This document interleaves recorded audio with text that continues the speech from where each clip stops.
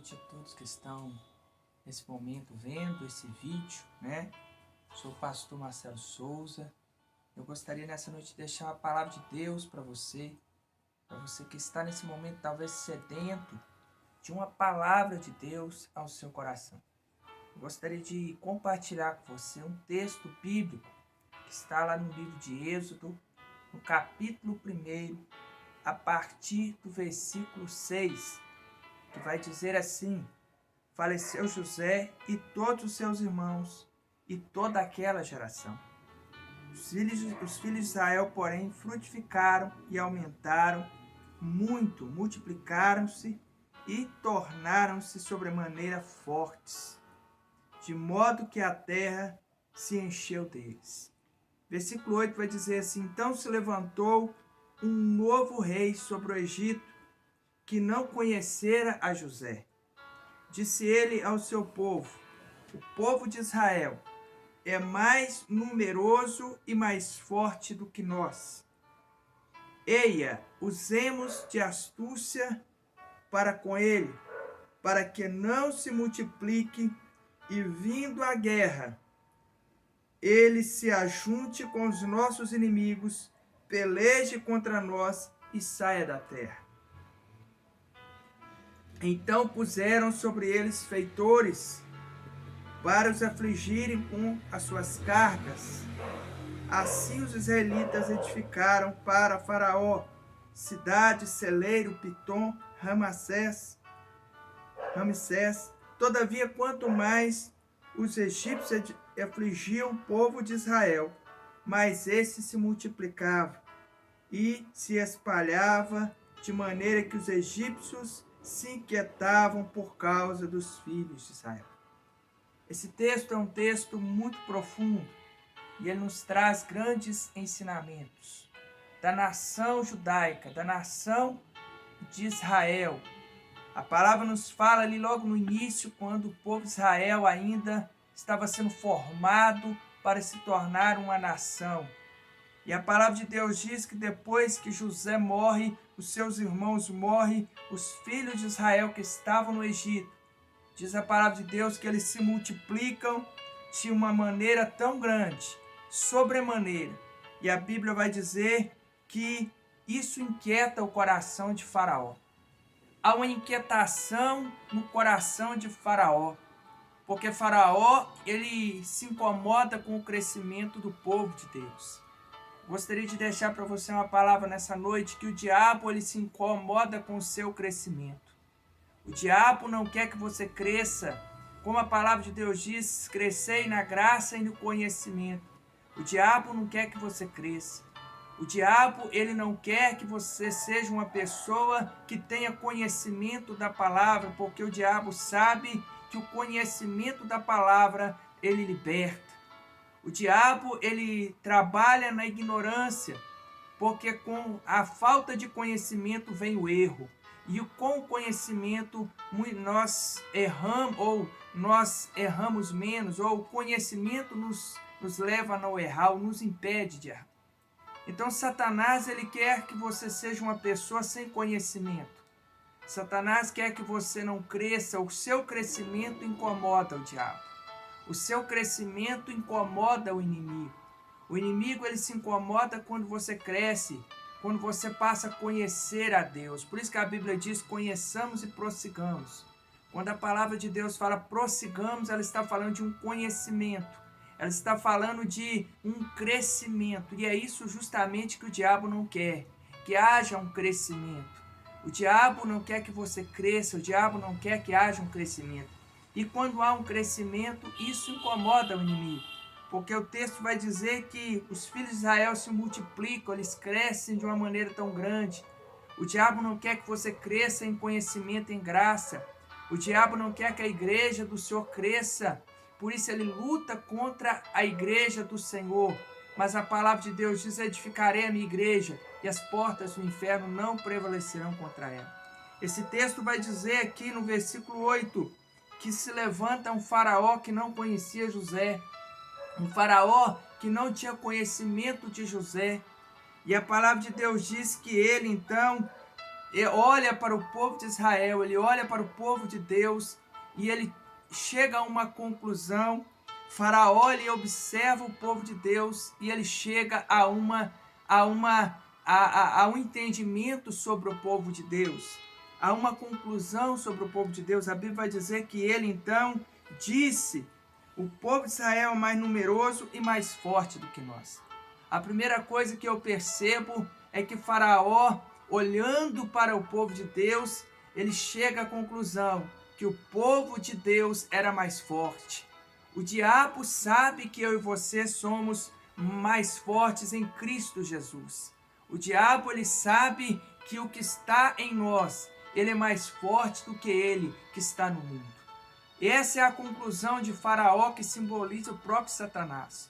Quando ele olha para o povo de Deus, para o povo de Israel, ele olha para aquela nação, para o povo eleito, e ele chega a uma conclusão, que o povo de Deus era mais forte.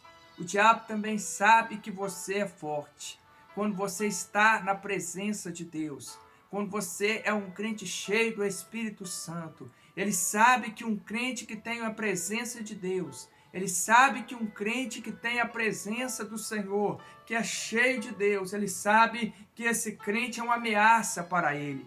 É por isso que ele não quer que você cresça. É por isso que ele não quer que você cresça. É por isso que ele investe para que você não cresça. É por isso que ele investe para que você seja um crente ou um cristão sem conhecimento. Um cristão que não busca o crescimento através do conhecimento de Deus, da palavra e da experiência através do Espírito Santo. O diabo não quer que você cresça. O diabo sabe que quando nós crescemos na graça e no conhecimento, quando nos enchemos da presença, nós somos cheios do Espírito Santo, nós temos a autoridade de Deus sobre a nossa vida para pisar serpentes e escorpiões e nada pode nos fazer mal. Então o diabo olha para essa situação, ele observa o povo de Deus, ele chega à conclusão que o povo de Deus era mais forte, que o povo de Deus era mais numeroso que eles. Só que eu acho interessante que o diabo, uma das características de Satanás, é justamente ele não desistir. O diabo, ele insiste todos os dias da minha vida e ele insiste todos os dias da sua vida para tentar te destruir e para tentar te levar para o inferno. Eu não sei se você conhece aquela história, né? Aquela história que diz: eu perdi uma batalha, mas eu ainda não perdi a guerra. O diabo, ele não luta pela batalha, mas ele luta pela guerra. Ele pode perder uma batalha hoje contra a sua vida, mas ele vai insistir todos os dias da sua vida, porque ele está olhando para a guerra, não é para a batalha. É por isso que todos os dias o diabo, ele se levanta. Todos os dias o diabo está lutando contra a minha vida, contra a sua vida, mesmo sabendo que aquele que está em nós é mais forte, que nós temos a presença de Deus e temos a autoridade de Deus sobre a nossa vida para pisar em serpentes e escorpiões, para desfazer as obras do inimigo através da unção de Deus que está na nossa vida. Mesmo assim, ele não desiste. Ele todos os dias, ele luta contra as nossas vidas. Todos os dias ele projeta algo contra as nossas vidas. E esse texto fala justamente sobre isso. Ele fala de um faraó que representa o próprio Satanás. Ele fala do povo de Deus, que é o povo de Israel, no Egito, que simboliza o mundo. Pare e analise. O Egito que simboliza o mundo. E a Bíblia diz que Faraó, olhando para o povo de Deus, ele chega à conclusão que o povo de Deus era mais forte que eles, que o povo de Deus poderia vencê-los, poderia triunfar sobre eles. Mas Faraó, que simboliza Satanás, ele não desiste. Como ele não vai desistir de você? Talvez você está comemorando uma batalha e ele está focado na guerra. Talvez você está comemorando porque você teve uma grande vitória, você venceu uma grande batalha, mas Satanás está ali pensando no próximo passo. Ele está ali pensando na próxima investida. Ele está ali pensando em como vai ficar o final, que é essa guerra que está sendo travada desde o ventre da sua mãe. Ele tenta matar você. Ele tenta destruir a sua vida. Ele luta contra você para levar você para o inferno, como ele sabe que está condenado ao inferno. Ele não quer ir para lá sozinho. E a palavra de Deus vai dizer que ele então, Satanás, na pessoa de Faraó, ele vendo e percebendo que o povo de Deus era mais forte, ele não desiste. E ele busca uma estratégia. E a Bíblia vai dizer que ele fala assim: eia, usamos de astúcia. A palavra astúcia significa a habilidade de enganar. E nós sabemos que uma das grandes habilidades de Satanás é o engano, porque ele usou o engano contra o Adão e a Eva lá no início da criação. Foi através do engano que ele conseguiu levar o homem à queda. Foi através do engano que ele conseguiu levar o homem ao pecado e à desobediência. E assim ele continua ainda hoje. As estratégias do inimigo não mudaram. As armas que ele usa ainda são as mesmas. Porque para que mudar de estratégia se ela está dando certo? Para que mudar de arma se as armas que ele tem usado, elas têm surtido efeito? Por que mudar de estratégia se as estratégias que ele tem usado ainda hoje têm levado muitas pessoas a cair, a estar vivendo uma vida longe de Deus? Porque é esse o texto que estamos lendo aqui. A Bíblia diz que Satanás, na pessoa de Faraó, então ele para. E a Bíblia vai dizer que ele fala: eia, usamos de astúcia, que é a habilidade de enganar. Interessante que Jesus, lá no início lá do sermão profético dos últimos dias, ele vai dizer assim: olha, a primeira palavra de Jesus foi, não foi vai acontecer terremoto, vai acontecer praga. Não foi nada disso. Se você ler o texto lá em Mateus 24, você vai ver que Jesus fala: olha, cuidado para que ninguém vos enganeis. Satanás ainda hoje, ele usa o engano. Porque a própria palavra de Deus diz que ele se transfigura em anjo de luz para trazer o engano. E assim ele tem feito ainda hoje. Então Satanás, na pessoa de Faraó, ele fala assim: olha, vamos usar de astúcia. Vamos usar de engano. Nós não podemos vencê-los, eles são mais fortes que nós, então vamos usar de astúcia, vamos usar de engano. A palavra de Deus diz para que eles não se multipliquem. Porque o diabo não quer que haja um crescimento, o diabo não quer que haja um amadurecimento, um crescimento. Não é isso que o diabo quer.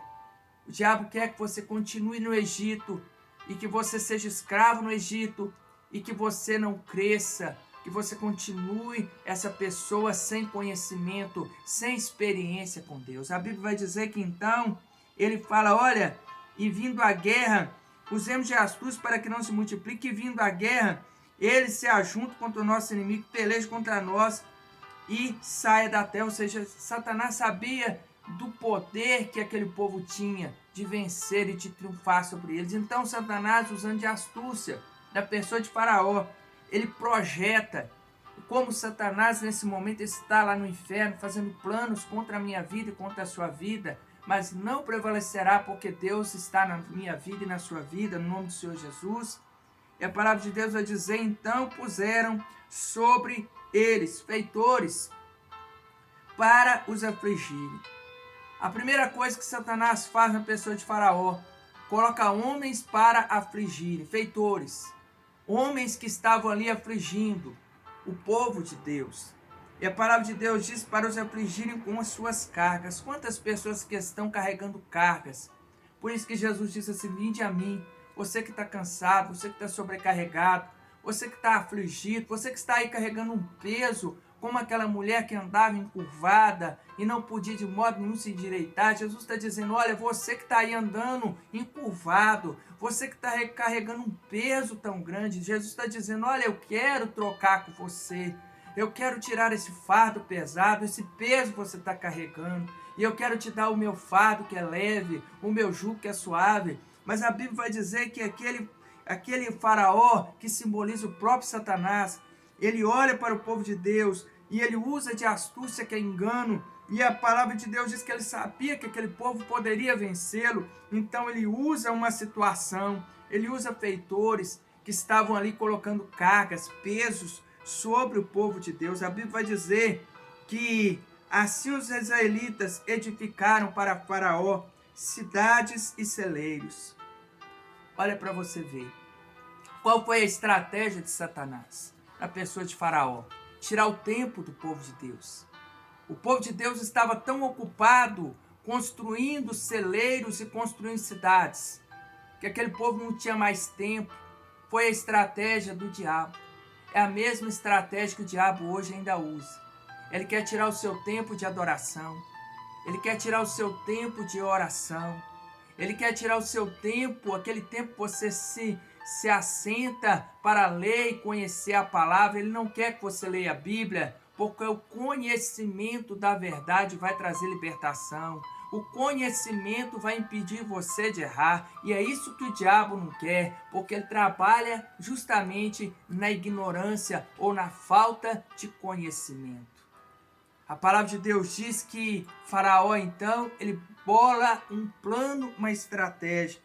E ele leva o povo, então, a estar tão ocupado, aflito, afligido com aquelas cargas. E quantas pessoas estão aí, como o povo de Deus lá no Egito, estão tão afligidos, carregando cargas, pesos terríveis.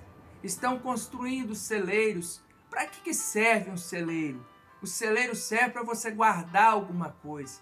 Celeiro é um lugar que você vai estar usando para guardar. É um lugar que você vai estar estocando. E quando eu olho para essa palavra celeiro, eu me lembro daquele homem que a Bíblia vai dizer que construiu um celeiro. E ele disse para ele mesmo: alma, você está agora saciada, você tem muito, você tem uma grande provisão. Olha, você pode deitar, dormir, descansar, porque agora está tudo bem. Olha, o que nós temos aqui é o suficiente para nós vivermos muitos anos sem nos preocuparmos com nada. E veio uma voz e disse: louco, hoje, esta noite, pedirão a sua alma. O que você tem preparado, para quem será? Ou seja, essa palavra vai nos falar de um homem que pensou que estava bem porque construiu um celeiro e tinha provisão para muitos e muitos e muitos dias, anos da sua vida. Celeiro fala de um depósito. Celeiro fala de um lugar onde nós vamos guardar. E quantas pessoas têm construído celeiros para Faraó? Quantas pessoas que estão tão ocupadas, não tem mais tempo para Deus. Não tem tempo para orar, não tem tempo para jejuar, não tem tempo para buscar Deus na vida dele. Por quê, pastor? Porque está construindo celeiro. Talvez você está construindo também celeiro para Faraó. E eu quero te dizer nessa noite que quando o povo de Israel saiu do Egito, eles não levaram os celeiros ficaram no Egito. Você que está construindo celeiro no Egito, eu quero dizer para você nessa noite, o dia que Jesus voltar, você não vai levar os celeiros, você não vai levar os celeiros vão ficar no Egito, que é este mundo. Então não construa celeiros no Egito, porque os celeiros vão ficar, os celeiros não vão com você para as mansões celestiais, para as moradas eternas. Faraó tirou o tempo daquele povo, afligiu aquele povo com carga, e aquele povo começou a construir celeiro para Faraó, edificar a cidade. Quantas pessoas estão edificando casas? Quantas pessoas estão edificando, construindo celeiros? Quantas pessoas estão trabalhando, focadas nas coisas desse mundo? Estão tão focadas nas coisas desse mundo, que não tem tempo para buscar Deus na vida dela. Está se tornando como aquele homem da parábola. É louco. Louco, porque você está preocupando com as coisas desse mundo. Mas se você partir hoje para a eternidade, o que vai ser da sua alma? O que vai ser da sua morada eterna? Aonde você vai morar eternamente? Aonde será a sua habitação eterna? Louco, é o que Jesus disse naquela parábola. Você é louco, construindo um celeiro, guardando tanta coisa. Mas se você morrer, isso vai ficar para quem? Quantas pessoas estão dentro desse texto também vivendo isso? É isso que o Faraó quer fazer com você, quer tirar o seu tempo. Faraó quer que você esteja tão ocupado que você não vai ter tempo para orar, você não vai ter tempo para ler a Bíblia, você não vai ter tempo para buscar Deus, porque você vai estar construindo celeiros no Egito para que Faraó fique satisfeito. Foi essa a estratégia de Faraó. A estratégia de Faraó foi afligir o povo de Deus. E o interessante nesse texto, para a gente finalizar, é que a Bíblia diz assim: quanto mais os egípcios afligiam o povo de Deus, o povo de Israel, mais esse se multiplicava e se espalhava. sobre a terra. Quanto mais aquele faraó afligia o povo de Deus, mais o povo crescia. Tem muitas pessoas que falam que aflição mata crente, que luta mata crente, mas é o contrário. O cristão verdadeiro, no tempo da provação, ele cresce. A Bíblia diz que Faraó achou que poderia fazer o povo diminuir ou o povo não crescer com aquela situação, mas quanto mais o povo era afligido, mais ele crescia. Irmãos, você que está ouvindo essa palavra, a luta não mata cristão, mas ela leva ele a crescer. Eu te provo dentro da Bíblia. A palavra de Deus diz que 3 homens, Sadraque, Mesaque e Abednego, foram lançados dentro de uma fornalha ardente. E a Bíblia diz que eu não consigo ver uma aflição maior do que essa, de ser lançado dentro de uma fornalha. Mas quando você lê o texto, você vai ver que quando aqueles homens eles saíram de dentro da fornalha, nada se queimou naqueles homens. Aquele rei, ele prosperou aqueles 3 homens dentro do seu governo, ou seja, houve um crescimento. Houve um crescimento. A Bíblia diz que Daniel foi lançado dentro da fornalha, dentro da cova dos leões. E a Bíblia diz que ali os leões estavam jejuando. Deus não permitiu que os leões tocassem Daniel. E quando Daniel saiu daquela cova, ele também foi exaltado no governo ali daquele rei. Também houve um crescimento. Luta não mata crente, mas traz crescimento. Nós crescemos nas adversidades, nós crescemos nas provações. A provação ela vem para você crescer, a luta vem para você crescer, a luta vem para você amadurecer, a aflição vem para você amadurecer, para que você conheça Deus de uma forma que você não conhecia antes, porque o texto lá de Jó fala exatamente isso. O texto de Jó fala que Jó não conhecia Deus, mas ouvia falar de Deus. Mas através de tudo que Jó passou, de toda aquela aflição que Jó passou, ele no final ele diz, antes eu ouvia falar, mas agora os meus olhos te veem. Jó está querendo dizer assim, olha, eu cresci. Houve um crescimento na dor, houve um crescimento na perda, houve um crescimento em tudo que eu passei, um crescimento que me levou a outro nível, um crescimento que me levou a um conhecimento que eu não tinha de Deus, porque antigamente eu ouvia falar, me falavam de Deus, mas agora eu tenho uma experiência íntima e pessoal com esse Deus. Que coisa mais linda! É isso que Deus quer. A aflição não vem para te matar, a aflição não vem para te destruir. Deus não permite essa situação para acabar com você. Talvez você está pensando por que Deus está olhando para você e falando assim, você talvez não está entendendo hoje, mas um dia você vai entender. Um dia você vai compreender o porquê que você está passando por essa situação. Por que você está passando por isso? Quanto mais Faraó afligiu o povo, mais o povo crescia. Quanto mais o crente é afligido, mais ele ora. Quanto mais o cristão é afligido, mais ele jejua, mais ele busca, mais ele chora, mais ele clama. É exatamente isso. Faraó pensou assim, olha, eu vou afligir o povo e o povo não vai crescer, eu vou acabar com esse povo. Mas o efeito de Faraó foi justamente o oposto. Talvez Satanás esteja olhando para você e achando que essa luta vai te matar. Aleluia. Mas essa luta, essa aflição vai te tornar mais forte, para que você esmague a cabeça dele no poder do sangue de Jesus. Essa aflição vai levar você a um conhecimento maior de quem é Deus. Essa aflição vai levar você a um crescimento muito maior. É isso que Deus quer, e é essa a intenção de Deus, em permitir que Satanás ele venha trazer algo. Não é para te matar, mas é para que você cresça. A Bíblia vai dizer que, todavia, quanto mais o povo era afligido, mais o povo crescia. Mais o povo crescia, mais o povo se espalhava, de maneira que os egípcios se inquietavam por causa dos filhos de Israel. Que você venha inquietar o inferno nessa noite. Que você venha inquietar o inferno. Que Satanás venha se incomodar com você pelo crescimento. Satanás talvez tenha olhado para você e falado, olha, eu já fiz de tudo para destruir essa pessoa, mas parece que quanto mais eu luto contra ele, parece que mais ele cresce, parece que mais ele é cheio, parece que mais que você continue firme servindo a esse Deus. Que você continue firme na presença desse Deus. E que você entenda que as aflições desse tempo presente não hão de se comparar com aquilo que está preparado para os filhos de Deus, aqueles que irão herdar a salvação, a vida eterna.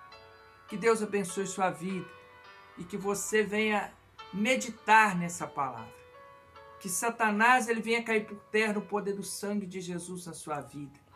Que você venha, no final de toda essa tempestade e de toda essa adversidade, se levantar como uma palmeira, depois de uma tempestade muito grande, e se colocar de pé, firme na presença desse Deus, porque Deus é contigo por onde quer que andares. Deus abençoe sua vida, Deus abençoe sua família, e Deus abençoe seu lar, no nome do Senhor Jesus.